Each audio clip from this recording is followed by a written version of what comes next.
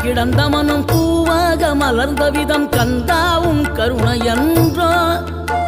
நாம் எல்லாம் இழந்த பின்னும் ஜீவன் இருப்பதிங்கே வேளாவும் அருளாவென்றோ கோடி பணம் இருந்தாலும் மேலும் அதை தேடுகின்ற மானிடர்கள் கூட்டம் நடுவே